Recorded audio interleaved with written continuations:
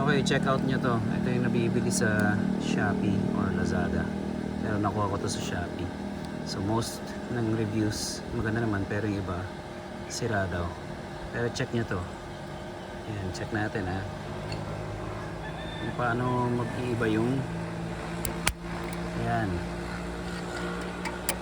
Ayan.